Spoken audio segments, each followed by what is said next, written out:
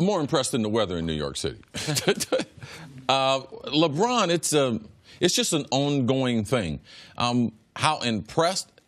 I can't say I was even more impressed last night because this is where he's at. Like, this is what I expect to see from him. When they traded Kyrie Irving, and with all the injuries, and then the second trade before the trade deadline, this is what LeBron's got to do. Now, I'm more surprised that his body has been able to hold up, that he's been consistent the way he has been the last 30 days. So I wouldn't say I'm impressed with LeBron. It's been a continuum of what we've been talking about. His overall ability to be able to play at this level, at this age, it's astonishing. But it just didn't happen because of last night. Last night was just, they got another player back in Kevin Love, which is able to spread the court, which makes it a lot easier for LeBron.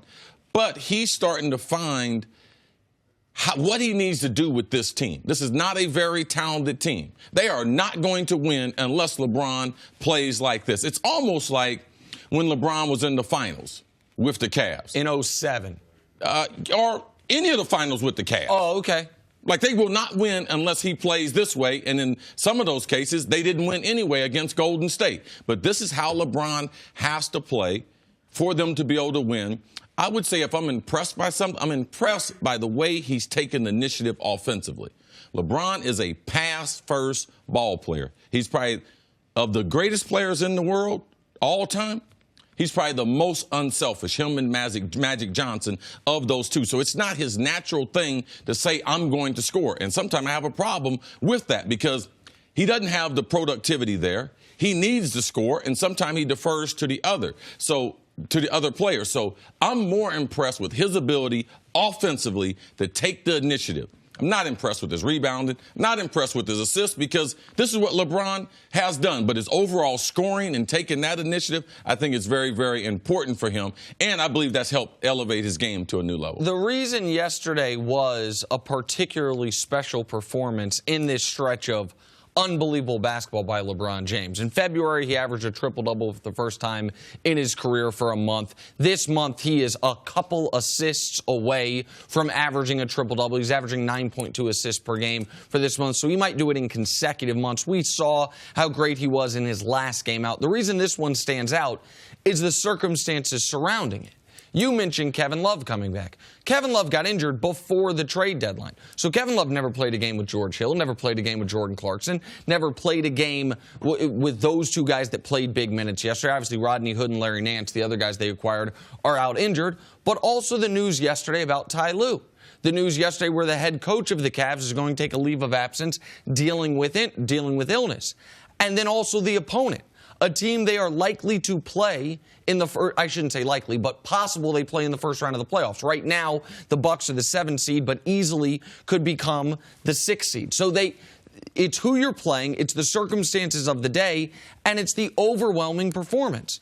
The third oldest player ever to have a 40-point triple-double. No player has ever had a 40-point triple-double this deep into their career, games-wise. It was the way he did take over the game whenever the Bucks made a mini run to come back towards them. LeBron, to me, it appeared, said, okay, all right, we're going to get this thing back up to 8, back up to 12. And this ended up being, it was a 17-point game with a couple minutes left before the Bucks made a run that was essentially meaningless. Like, to be playing at this level in year 15, when we are seeing around the league, younger players, I should say around the league, but on his team and the Warriors, younger players who are dealing with 3 straight finals, much less 7 straight finals, either deal with mental or physical injury. Even if you exclude Golden State, this year in the NBA, there's been more games missed by the players than any game in recent history. So it speaks to, forget Golden State, the rest of the NBA, we've seen more guys get hurt than typically. Almost kind of a mirror of what we saw in the NFL this season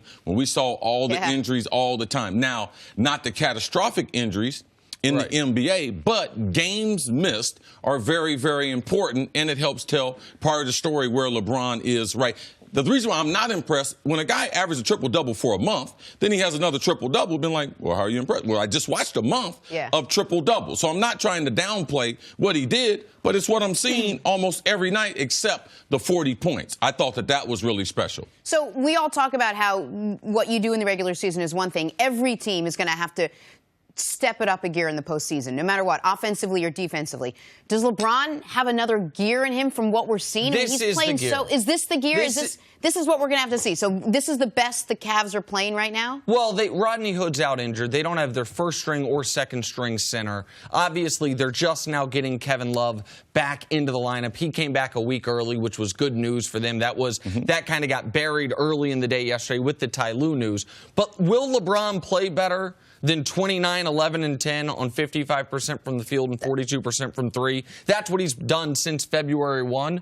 No, I don't think he'll play much better. I don't know if it's possible to play much better than that. But I think what is, to me, so impressive is LeBron had to engage the playoff mode early. And it doesn't seem to be wearing him down at all. Despite not missing a game, despite for the second straight year he's going to lead the NBA in minutes, he is able to just sustain this at a super high level continuously. And CC, you pointed out this article yesterday about a Navy SEAL he's worked with when LeBron was dealing with back issues a few years ago, and one of the reasons that's extended his prime to a level we've never seen a guy in year 15 do these types of things. You said the rebounds and assists don't impress you because you're used to it. He is now averaging a career high in rebounds and a career high in assists in year 15. We are running out of ways to say the word unprecedented because all of this is terrain we've never traversed before in the NBA. Okay, so then let's just talk about Kevin Love coming back to the lineup. How much does he do, and how much did you see last night? And how much more confidence do you have in this team now that he's back? I'm not going to say I have confidence in the team. This team can't win with absence of talent. Any NBA team, you add an all-star to the team's going to instantly get better. But when you talk about inside help, Tristan Thompson being out, Nance being banged up and injured, when you don't have another big man, so this was necessary. So when you don't have a big man, let alone an all-star big man, then also spacing on the court. You still have another knockdown shooter. In the 22 games Kevin Love missed, the offensive productivity, LeBron did not get help. As a team, they went 12 and 10, but 8 times he got the productivity of 20 points from a teammate. Now, that's why you want Kevin Love back in. Productivity. The guy is an all-star. All-stars aren't just walking down the street. So Cleveland, absent of Kevin Love, I mean, LeBron's all they have, and they have no chance of winning the championship without Kevin Love. What I was most pleased about yesterday outside of LeBron was not just Kevin Love, but the fact that the Cavs found a way not only to win this game, but to score 124 points once again with no production from their starting guards. Korver was okay. George Hill was a zero, a literal zero in the points category, and that is a storyline to watch. Because now we're going to watch George Hill. Haven't I been warning you about George Hill? The George Hill storyline to watch as far as what are you going to get from him in the postseason? Are you going to have to revert to LeBron essentially playing point guard and playing without a point guard?